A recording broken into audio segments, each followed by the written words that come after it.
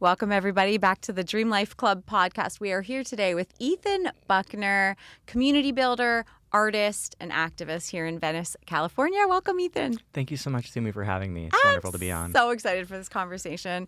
Ethan, what most lit me up about talking to you on this podcast was that you are sort of building a dream in a really unique way. Because a lot of people think, oh, in order to follow my passion of being a musician or an actor, like whatever it is, how am I gonna make it work? Like, do I have to give up something else? Do I have to be a starving artist? Like, how do I make it work? And you're a living example to all of us of what it means to make it work simultaneously and have a beautiful personal life too. You recently got married, and so I'm so excited to dive into kind of how you integrate all those worlds and create this life by design. Yeah, let's get into it. Okay, awesome. Okay, so first, tell us a little bit about yourself. What kind of artist and musician are you? How long have you been doing music? I've been doing music for my entire life. I grew up in a musical household. I'm from Minnesota originally, and my father was a Jewish clergy. He's a cantor, so I was surrounded by music, both, the music that I would hear, at synagogue as a kid, but also, 70s, 80s singer-songwriters and rock. I grew up with, Billy Joel and Paul Simon and The Who and the Beatles and Bob Dylan in my house. Like your parents played a lot of music at home. Yeah, at home. Mm-hmm. So, I was surrounded by it.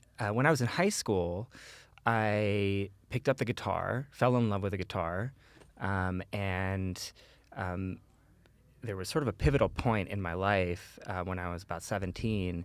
I had experienced some really traumatic events in my life, and had developed what I now understand to be, pretty chronic anxiety. Mm-hmm. And I have a very distinct. Have any interest in sharing? Absolutely. Okay. When I was 16, I was visiting Poland on a group trip, and a teenager was like killed right in front of me. Was hit by a car, and I remember kind of spiraling after when I got home, like trying to make sense of how I wanted to live my life, and I think as a young person, having grown up in a fairly sheltered environment, and then sort of getting thrust into and being exposed to the realities of both like the kind of the intimacy of loss, but also that trip also I had been visiting, seeing the history of the Holocaust and sort of seeing sort of like mass oppression and what that could do. Yeah. And it sort of led me to this sort of very fundamental commitment that is like underpinned my life choices since, was that I didn't really have like fully developed politics at the time. I also didn't really have a fully developed artistry at the time either, but I knew that I wanted to commit my life in service of life. Like that was the conclusion. In service of life. In service of life. What does that mean? What does that mean? Yeah. In service of the sustenance of like human connection, community, and peace and justice. And so sort of coming out of that time. Wait, by the way, that's so interesting that that's how you define in service of life. Peace and justice, human connection, and community. I love that. Okay. That's just, hit me. Go ahead. Yeah. So I came back. I, was trying to heal from my own and understand my own, kind of what was going on in my body and my mind, and this sort of anxiety that developed. And when I was 17, about maybe 6 months after this all happened, I went to a music festival, and I saw Sam Beam from Iron and Wine play a 30-minute solo set in the afternoon. It was a beautiful day. I will not forget it. And where was it? It was in Michigan, at Rothbury, Michigan. It was a festival. They still hold festivals there. It's now the site of Electric Forest, but at the time there was a couple of years where they had this sort of big rock pop music festival. It was my first big festival.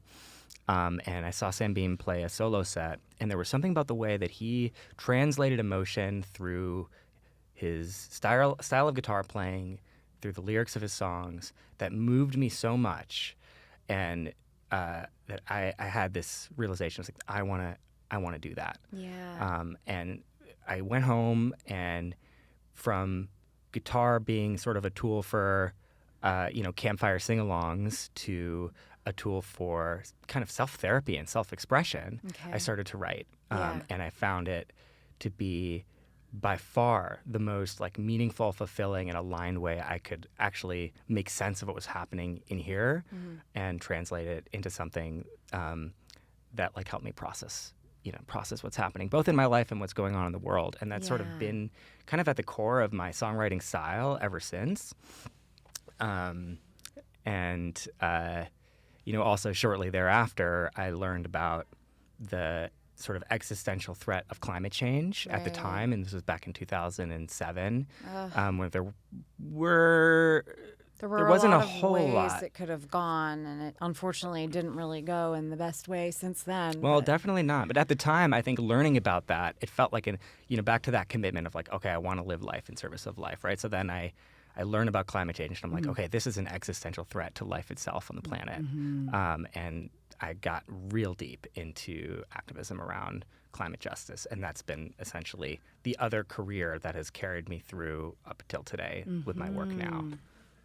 Did you go to university? Yep. Okay. What did you study? I studied social movements. I went to a liberal arts college. I designed my own major. I was fascinated by the ways in which organized people can overcome organized money and organized the history of everything from the civil rights movement to women's suffrage movement to so many of these powerful social movements Social that have movements of the created time. vast Yeah. amounts of change over the past 100, 200 years, and I wanted to understand how they function, how they grow. I love that this was a major that you could I could just study. made it up. Okay. That's amazing that you had that insight at such a young age, too. Okay. It was also, at the time when I was in college, I was kind of getting in fights with professors, being like, the world won't wait for me to have a master's degree, and I was really active, Yeah.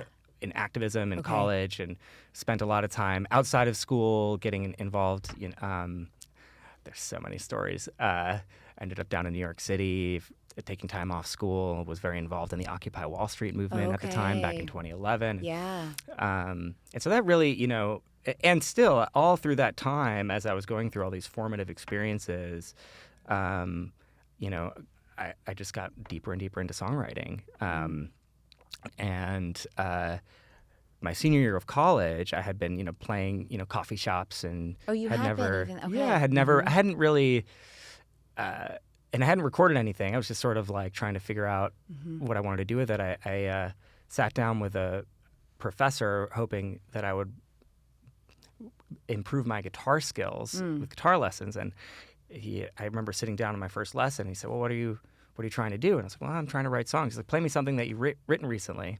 I had played him a song, and he was like, "You don't need to work on your guitar skills. We need to record these songs, and you need to work on your songwriting." And so this professor of mine kind of helped me record my first project under an old pseudonym. That's so cool. And I kind of took off from there. After college, I ended up moving to the San Francisco Bay Area. I lived there for about 6 years, got pretty involved in the music scene, and at the same time was building my own career as a community organizer, working with communities in California, fighting big proposed oil projects. And So, yeah.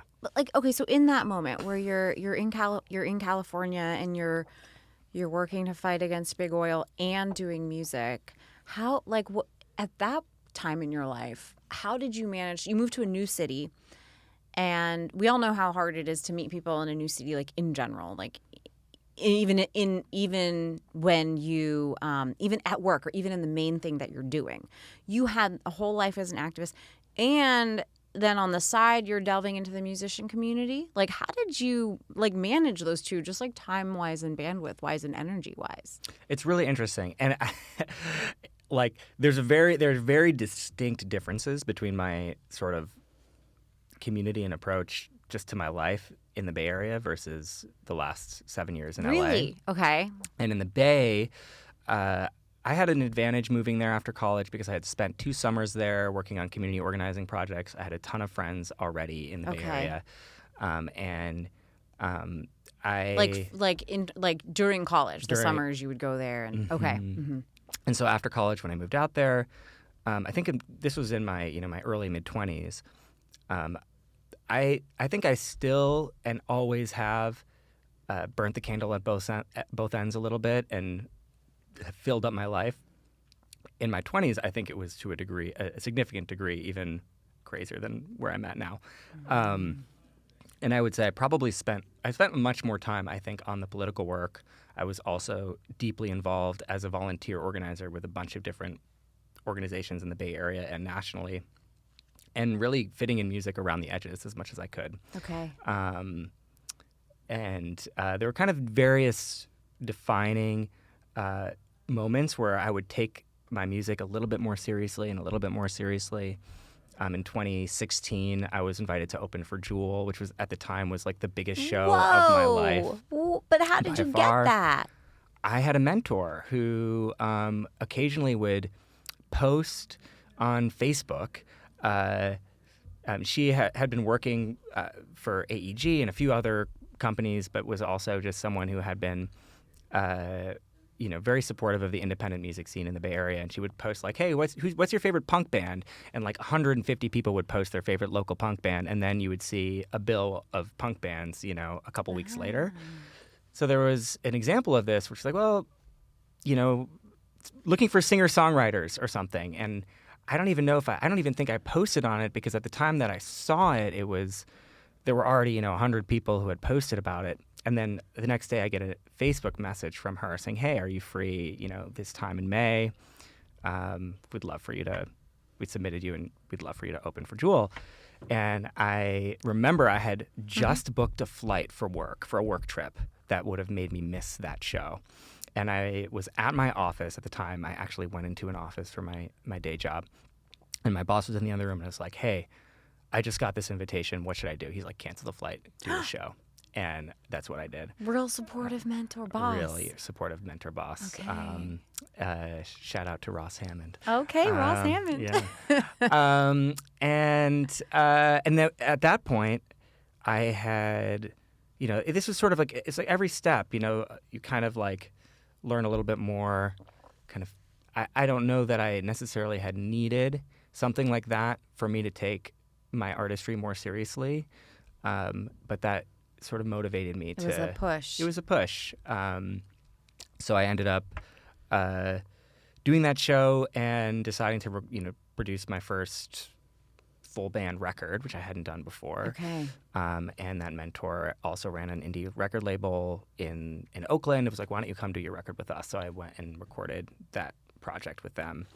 And all of that music that I recorded, during that time in my mid-20s in the Bay Area, I used the pseudonym The Minnesota Child as my former project. Okay.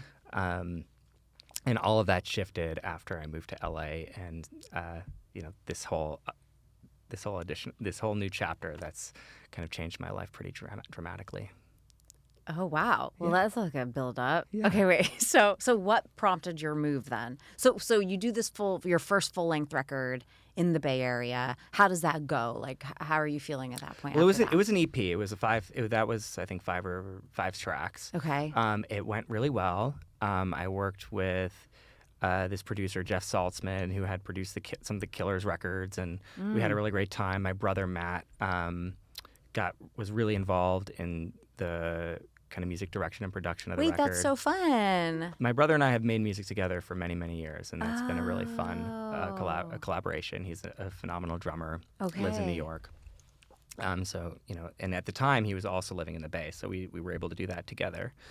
That was my dream when I was in college. I kept trying to convince my little sister to go into music and do music with me and all of that. And she was so talented, so good. She played sax in high school, and I was like, you're such a great musician. And so now I send her all the time, like reels of like brother sister duos or like two brothers on the road or like, and I'm like, this was my dream for us.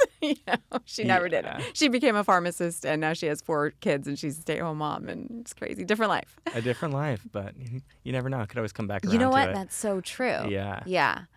Okay, so I cut you off. Sorry, you were saying, so that's what you were doing with your brother. Yeah, so we put that record out, and it was, at the time, I'm really proud of what we did. It was an amazing experience. What prompted the move to LA was actually my wife got a job at the Natural Resources Defense Council. Wait, We did both you? met So you had met your wife in the in the Bay Area. Okay. Yeah, we started dating just over 10 years ago. Okay.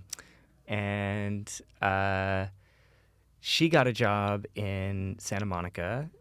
She's an environmental lawyer. We met through that community and decided to make the leap. One of the funny things that I learned when I was living in the Bay Area, there's like a very strong anti-LA bias that a lot of people in the Bay hold. Like, yes.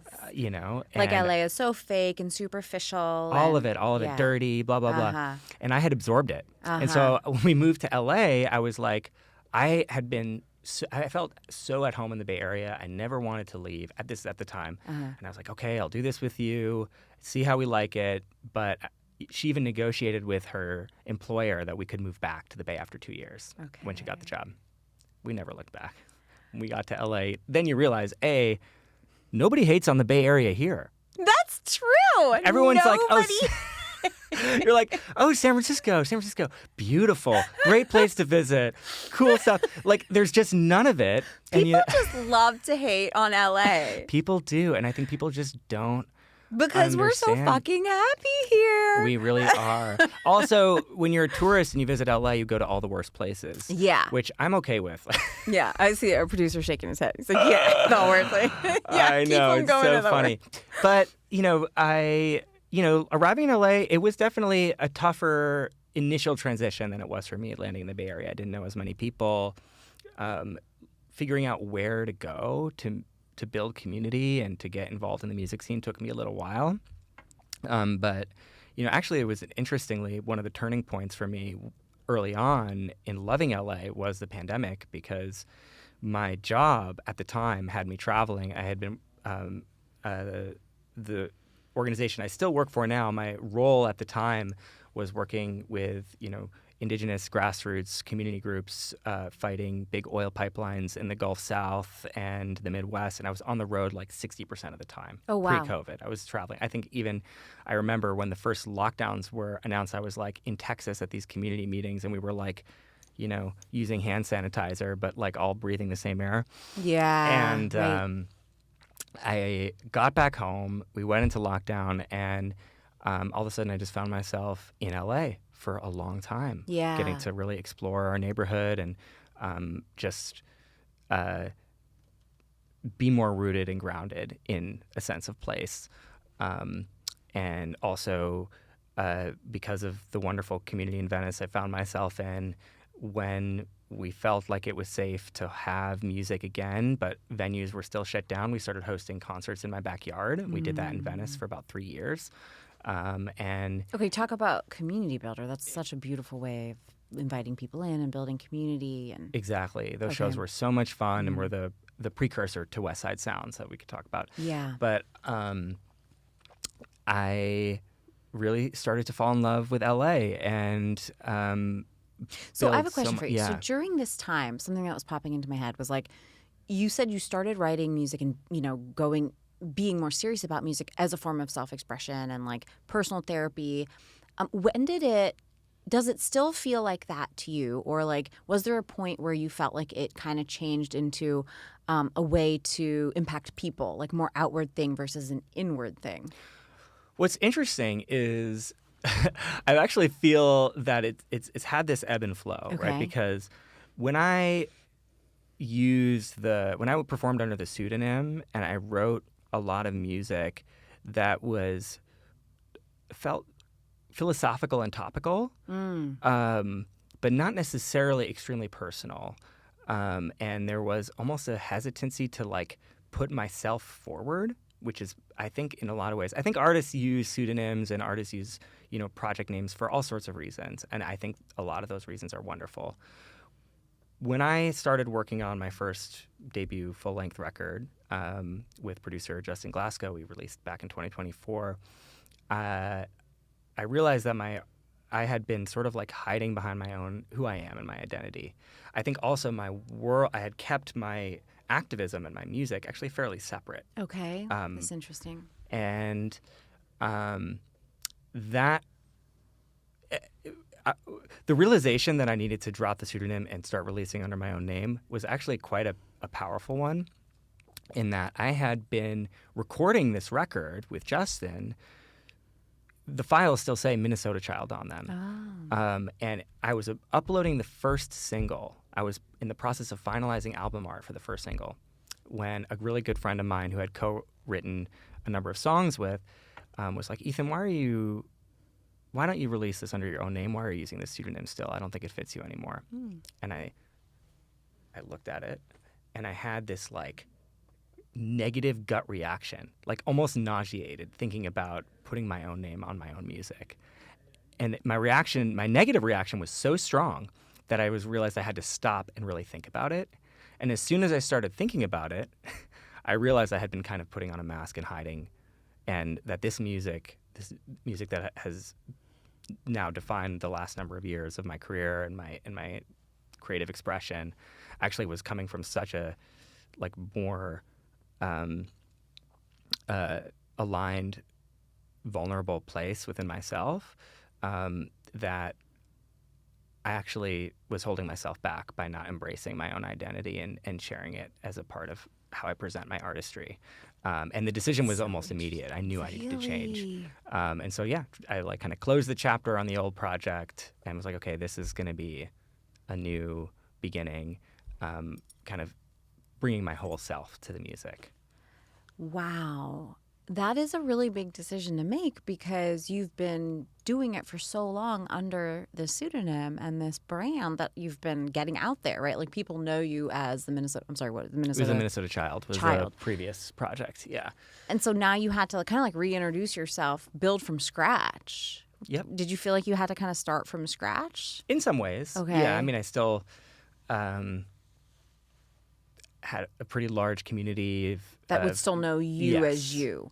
Okay. Yeah. But in terms of like how the music is presented, everything from Spotify, Instagram, whatever. Yeah, there was a lot of building from the ground up. Yeah. And in what ways do you feel like the topics changed, or do you feel like it was the same thing, writing about your experience with the world and personally, but just from a more authentic place, or like? I think there's similarities, certainly, to the songs that I had written previously, but I think, and particularly this record I'm working on now, which I'm excited to talk about. So deeply personal and self-reflective, and certainly, I think, coming from like an even more authentic place, as I've also worked on myself over the years and tried to bring, and I think through demonstrating and bringing forward my own sort of vulnerability, like that to me is how I feel I can impact others. It's sort of like I think I've found both in like my personal life and as an artist, right? But when you take off the front and you present yourself as you are, it actually also gives others permission to do the same. Yeah. And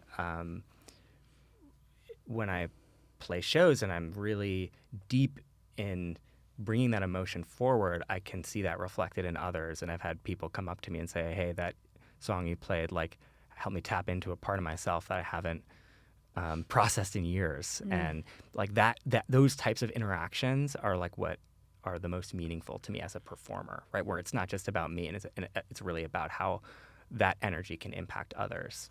Yeah. Do you think that's hard to do, to find that space and like take off the mask? I think because we hear that all the time in terms of like, I think a lot of people, I mean, we've been told that even since we were like kids, right? Just be yourself, just be yourself. I feel like was the old school like 80s, 90s child like advice, right? Like, oh, just be yourself at school and like you'll make more friends. And then I think like that is actually the hardest thing to do, is to figure out how to just be yourself. It's not as easy as it sounds, right?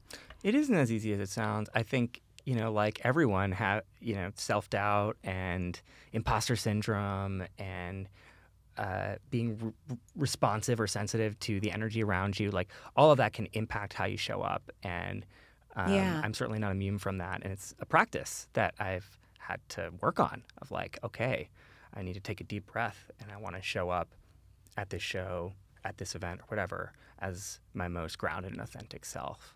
I don't always achieve it, but it's something that I strive for. Yeah. Do you think that okay, what was one of the things, a lot of our audience are artists coming up or people who would love to build a career in music and art in general. And I think something that people are asking is, what if I have so many different aspects to myself? Like, my most authentic, vulnerable self is so many different things. But now in today's world, do you have to kind of put one part of yourself forward and go all in on that to build a consistent brand? Like your album that's coming out, I feel like you have a very specific sound, you have very specific style. It feels like a cohesive project, right? And is that one part of yourself, or is that all of you? Or what would you say to somebody who says, well, I have like a million things that I like, I don't know how to hone in on one thing? I think that's a phenomenal question. And I think there's a balance, right? Because I do think as an artist and in crafting a body of work, which for me, I'm very old school. I love records. I love to listen to them in the order they were intended to be listened to. I love the storytelling component of, the LP as an art form.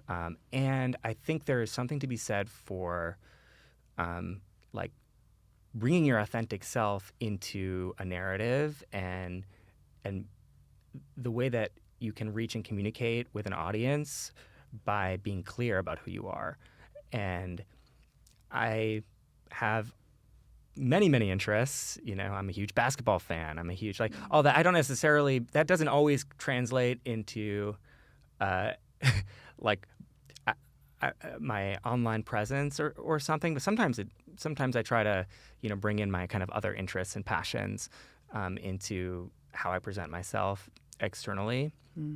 And I think there are ways to tie those in a way that feel coherent because it's your voice and they're connecting with who you are as an authentic person. But I certainly have not, don't pretend to be like an expert on this, nor do I have like a massive online following yet. So I think, others might have different takes on this point. But for me, I've just tried to like find the right balance where if somebody like goes to my Instagram or goes to my Spotify page, it's like, oh, I get what this is about. Yeah. I get what this project is trying to communicate. And I can connect with this person as a real person. And that's intentional. Yeah. Okay. Yeah. Okay, cool.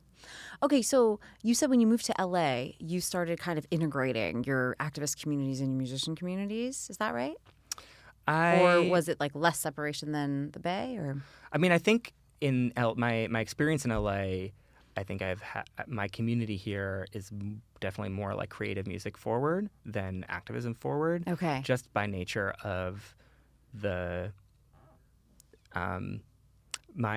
the role at my job has changed a little bit, and I have like a leadership role at my organization, and I've sort of. So you're not like going to be friends with all the people who like work under you? Oh no, I am or friends you with are. them. It's more that I have less.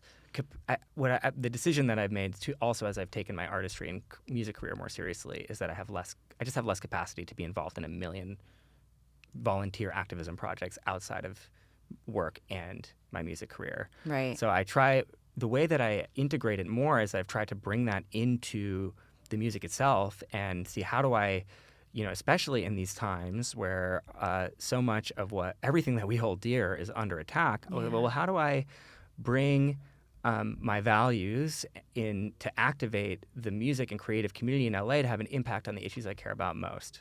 For example, in 2023, I'd organized a solidarity fundraiser with Jewish musicians who were in support of Palestinian freedom, and we had a massive like concert, art auction, fundraiser that was quite successful and helped to raise a ton of money for like the Middle Eastern Children's Alliance that are doing life-saving work for kids in Gaza.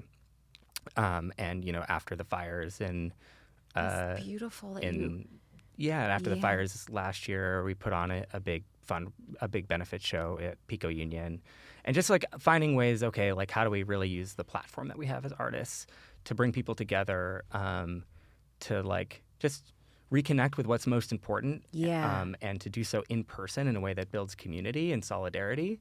And to me, that's felt like a really, really aligned way to bring my activism into the music career, which has taken a lot more of my time and energy as it moved from like a hobby passion to a real second career. Okay. I think that's such a beautiful way. I maybe connect with that personally because I, for a long time, really struggled with that because I feel similarly to you. Like I feel like we all have a responsibility, and I certainly felt like I have a responsibility to do something to fight off fascism, to, kind of like stand up for human rights and climate change and, just fighting for the values that I think most humans believe in. And yet I had this passion to be an artist and a singer-songwriter, and I kept kind of like discarding that and putting it to the side. And I didn't really know how, and there aren't a ton of examples really out there that I could look to and be like, okay, that's the career I want. That's somebody who uses music and uses the platform to make an impact in a way, and like obviously there are examples out there, and I think you're definitely one of them, and I want to dive into that a little bit more. But like knowing that that's possible, I think is kind of like step one. Being, like knowing that that's possible is like, and now I believe that like if somebody out there, like if you're listening and you feel like you have like some sort of calling on your heart, that like you're so pulled to doing something, like do it, and then find a way to use that path to make the impact that you want to make in the world. That's what like my advice would consistently be now, because there's always a way to integrate, what you're most called to then have an impact in a different way. I agree. And I don't want to be a part of a revolution that is cultureless. Yes. I don't want to be a part of a movement that has no joy. Like, we need cultural, and it's what's happening. And I think that speaks to like the success of artists like Jensen McRae or Jesse Wells or Monrovia, who are like bringing their voice in a really beautiful and powerful way to these times. Yeah. And it's really resonating with people. Well, yeah, and then they speak directly to some of the issues. But I think, to your point, like we don't even have to have our song speak directly to the issues of our time, right? Yeah. Like it is connecting to humanity just by the fact that it is art. Yes. And that in and of itself is like saving our souls. Yeah, I mean, the way that I've always described my music, especially to people I work with in the political world, is like the songs I write aren't necessarily the songs that you would sing at a rally, but they're maybe the songs you might listen to on the way home to like help I you love really that description. Connect. Okay. Yeah. Okay. So actually that's a great segue into like your songwriting. Tell us about this. So you have a new single coming out, and I do. A new full album coming out too after that, do. Right? Okay. Yes. Tell us about that. A little bit of how long have you been working on it, and what does your process look like? This record is, I think, represents sort of the culmination of a body of work that has emerged over the past couple of years, starting pretty much right after I released my debut record, Treading Water, in 2024. And sort of explores the interrelation of grief, sort of personal reckoning, and vulnerability as a source of power.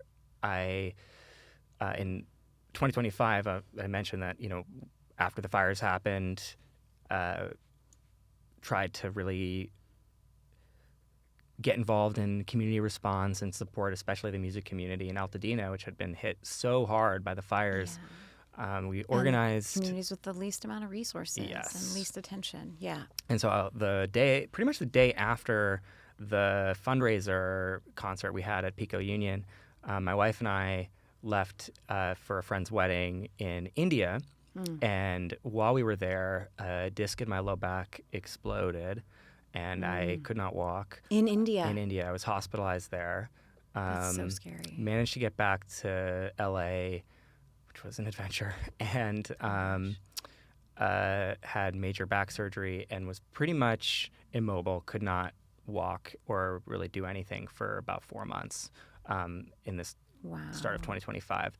So that had... I have so many questions.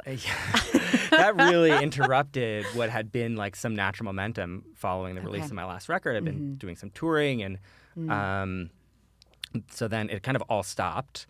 And during that time period, I think it was actually quite powerful to just be spending most days like lying on a couch with just my thoughts, and occasionally I would pick up a guitar and I'd just kind of be like lying on the couch just like this. And I wrote actually a good chunk of music, and a lot of those songs wound their way onto this record. Had some very kind of profound realizations about how I'd lived my life in a way that was both like zealous and at times reckless, in a way that almost devalued my own life in a way, and so a lot of the music sort of is reflecting on that and trying to make sense of that, and asks a lot of questions about how I about how I want to grow in my life. Zealous and reckless. Yeah. Say more. There is a drive that I've always had to want to be at the center of the action in whatever I'm doing. Whether that's music or activism.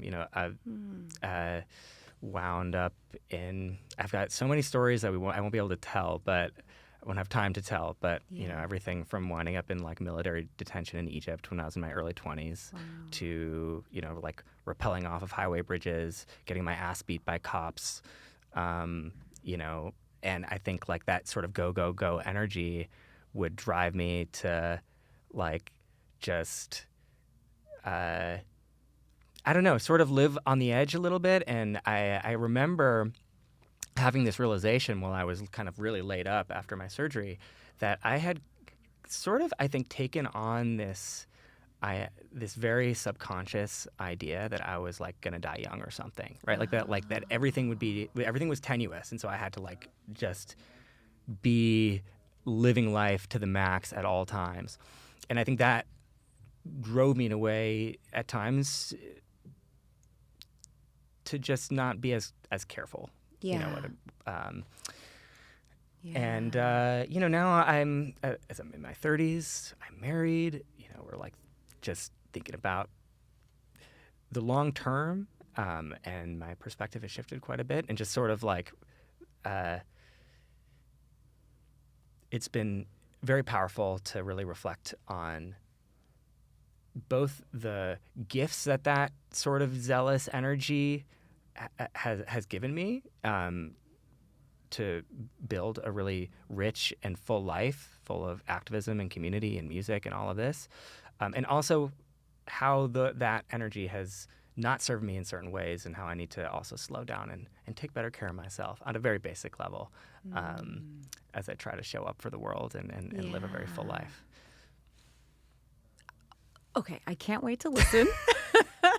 The first single is called Ephemera, and it is by far the most kind of like ambitious and experimental track I've ever made. I also really love it because it is definitely not something that could be reproduced by Suno. Oh, yes! It is like, it goes in unexpected directions, and I actually wrote it That's the game I feel these days. How can we make something that wouldn't be produced by Suno? I know. It certainly wasn't like in our minds when we were making it, but listening back, I'm like, oh my goodness, this is something a bit different. Cool. And yeah, it's called Ephemera. It's about it sort of bookends the record when it comes out as a meditation on the fleeting nature of life. Okay. And I'm really excited to share it with the world. I'm really excited. Okay, and the genre, like, how would you describe the sound of this upcoming record? Indie, singer-songwriter, blending alternative, folk, rock, and pop throughout the album. Okay. With it's very cinematic, lush production, harmonies, different soundscapes, and I'm so excited to perform it live for the first time in just about 10 days at the Troubadour. So that's going to be Which a is blast. iconic. Yeah, it's gonna be a bit of a coming out party for me. So Okay. I'm excited. Okay, very, very cool. Oh, if you're listening, and this may be out before June 10th. Yes. So June 10th at the Troubadour in LA. Absolutely. Please come. It's going to be a really, really amazing night. I'll be playing with like 7-piece band and a couple of amazing local artists are also on the bill. King Dream, a kind of an indie rock band, and my dear friend Ray Isla, who's an incredible Americana artist. We've written some music together, and her band is amazing. So it's going to be a really beautiful, soulful, fulfilling night of local music. And if you're in LA, please come out. Amazing. You also run, and we have just a few more minutes left, you also run something called Westside Sounds. Yes.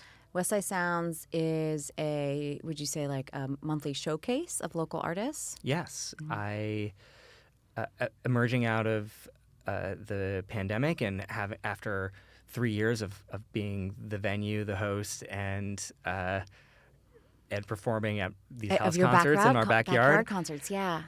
We're like, okay, I want to bring this type of energy to a proper venue. And I'm so thrilled to be partnering with Moss in Venice, which is an incredible co-working creative community space that used to be a pretty iconic music venue called the Winston House. Yes. And everyone from Billie Eilish, Justin Timberlake, like so many people came through that. It has space. A rich musical history. And the team at Moss has done an incredible job really rebuilding out the space to be suitable for live music, built an amazing stage, an incredible sound system. It sounds amazing in there. And it's been such a joy to get to kind of curate and host this monthly showcase highlighting local talent and building community on the West Side. Because as I tell folks, especially as we've had various venues on the West Side of LA close in the past number of years, that nobody's going to come here and build the music community that we need for us. We have to do it ourselves. So that is what we're doing. And yeah, you can follow. We have Westside Sounds _LA, so we can kind of get the latest on our upcoming shows. So it really sounds like community building is really a part of who you are in all ways. Because like even in college, your social movements, it's about being a community organizer, community building, right? Yeah. How do you what do you think in your personality, like what I think because a lot of us like want to be community builders, but we don't necessarily, maybe I'm speaking for myself, I'm outing myself, like I want to build a beautiful thriving community for whatever cause that I might be passionate about, but it's very difficult people are hard. Right? Like, I don't know, like, do you find that? Or like, what personality trait do you think makes it so, does it just seem easy? Is it not easy for you to do this? It definitely, it takes work. And that work is really about showing up and being present in other people's lives, showing genuine interest in what's happening with others, and just like being accessible in that way. And I think, also, for me, I might be a bit of an extreme extrovert. Like, I really thrive off of social energy. Yeah. And you don't need, like, your downtime at the end of the day. I definitely do. You do? No, okay. I mean, it's sort of like I have that extreme extroverted personality. I get a lot of energy from social interaction. I really love being around people and meeting people and connecting with people and helping people connect with each other. It really brings me a lot of joy. And I also absolutely need the time alone.